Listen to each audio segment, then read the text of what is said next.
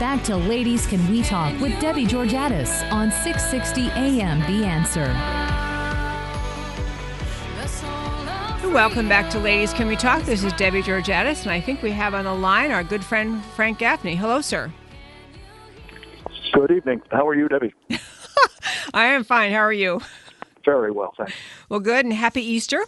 And to you. Thank you. We have been just jumping right in, trying to talk about I think it's one of the seminal issues of this 2016 election cycle, which is how America deals abroad and at home with the question, well, at home to start with Islamic refugees coming to America, and then talking about what steps we can take to avoid having America be the victim of the next Brussels-style attack. And I want to just tell you,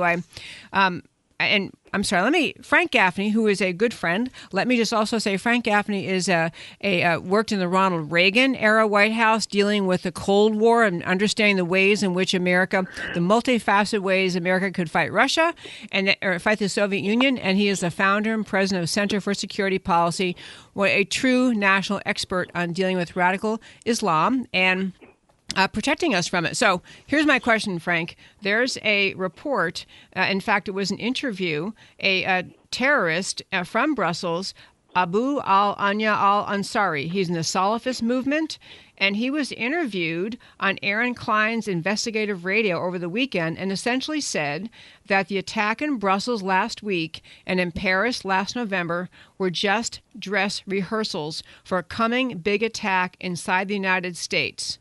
So this is what this guy is saying on radio. So, and this is like the most basic question, but, after Brussels, they didn't say we demand money, we demand, prisoners be freed. They don't seem to want anything. So why are they doing this? Oh, they do want something. It's just not sort of those kinds of very micro or tactical goals. They seek nothing short of the domination of what they call the Dar al-Harb, or the House of War, the non-Muslim worlds, in other words, and it's forced submission to a doctrine they practice themselves, not all Muslims, but some, the authorities of the faith included among them. They want the entire world, Muslim and non-Muslim alike, to submit to this totalitarian program of Sharia. And so that's the goal, Debbie. And the idea that, they would respond in the wake of taking credit for murdering people by saying, we just need you to pay us some ransom or something, is just so far below what their actual objectives are. And we've got to be realistic about this. We've got to be clear-eyed about this, because if we don't understand that that's the objective, and those are the stakes as a result, not just elsewhere around the world, Europe, of course, the Middle East, most especially, but here as well, we will not muster either the clarity or the resolve that we need to defeat them. So that's our challenge, I think. So, I was taking notes while you were speaking, but you mentioned quite often, and I've heard in other times you've spoken, you mentioned Sharia, and that is essentially Islamic law. And so is it their notion that that Sharia would supersede all law in America? Would Sharia supersede our system of laws? Is that what you're saying? Well, Sharia is often used to describe law, and indeed part of what it is about legal codes and constructs. But it's really much more than that. It is a comprehensive and, as I say, totalitarian program for ordering the entire world. It's supposed to tell a faithful Muslim how to deal with family members, among other things, how to beat his wife, to deal with his children, to deal with his neighbors, his employers or employees, the neighborhood, the community more broadly, the nation, the government, and ultimately, a caliph to rule the entire world. This is all ordered in what really is a kind of political and military and legal regimen. And it's if people want to find out more about its horrors, there is a superb and very authoritative reference work called Reliance of the Traveler.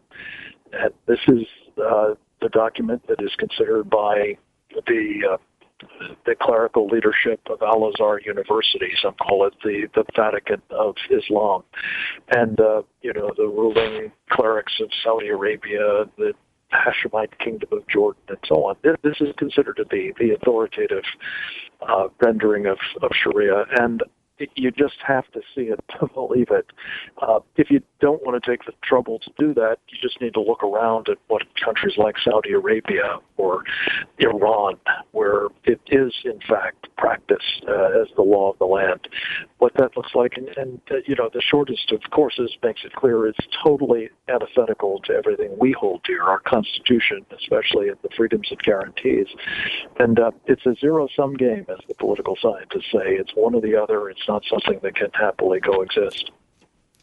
I think it was so hard for so many Americans because, especially, honestly, I feel like prior to President Obama's presidency, there wasn't really, to my sense, at least as I perceive things, a very large Muslim population in America, and there wasn't an assertiveness by them in America. I just feel like the country's changed so much in 7 years, where it just seems that you feel more of an aggressive presence of Islam in this country. And so, this physical violence we see in Brussels is obviously one in just horrific form, but it seems like there's an aggressiveness by Islam in many ways within America, like we talked in the last segment about pushing out the references in the training manuals for our security forces, pushing out reference to Islam. Is that part of the whole effort that Islam, is it that a recognized tactic of Islam to do that kind of thing? Well, again, let me just repeat, Debbie, because it's really important for people to understand this. I think there are plenty of Muslims in this country and indeed elsewhere around the world who don't practice their faith in accordance with Sharia. They may not know what it is. They certainly don't want to live under it or impose it on anybody else. We might call those good Muslims. For the authorities of the faith, however, and for millions of other Muslims, however, they're considered apostates. They are people who are not practicing the faith the way it is supposed to be pursued in accordance with Sharia, in other words. Here's the problem. We have focused, particularly in the aftermath of attacks like 9/11 and San Bernardino, Fort Hood, and more recently the Paris and Brussels jihadist attacks, on the violent kind of jihad. And what, as you and I have talked about many times, Debbie, what is also going on, and what is in some ways even more dangerous for Western open societies like ours, is that the Muslim Brotherhood, which has really been the progenitor of so many of these jihadi elements, it is really the leader of modern jihadism.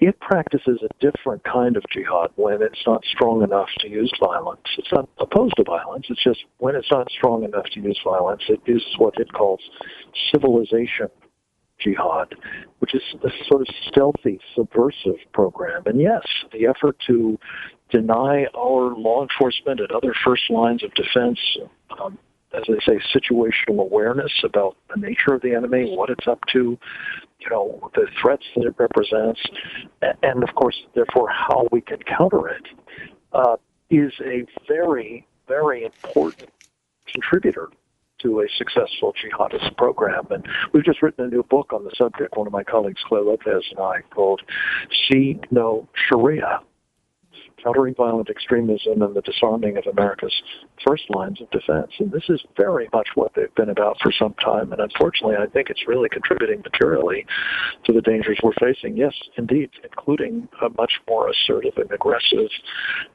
cohort of Muslims in this country as well elsewhere who believe that when they see us submitting, and that's how they interpret our acquiescence or our accommodations, they are becoming emboldened and feel it's their duty to redouble their efforts to make us, as the Quran says, feel subdued. You know, we could have this conversation for about 3 more hours because there's so much to understand. But I'm really grateful that you mentioned that civilization jihad idea and the idea that Islamic aggression within America and around the world is not always physical violence. It's far more. It's they take the tactical, the methods available to them. So we just have about 10 seconds here. Quick, tell us that our listeners your website. SecureFreedom.org. We're speaking with Frank Gaffney. Thank you so very much for calling in on this extremely important subject. It's important for Americans to understand in this election cycle and for a long time. Thank you, Frank. Thank you, Debbie.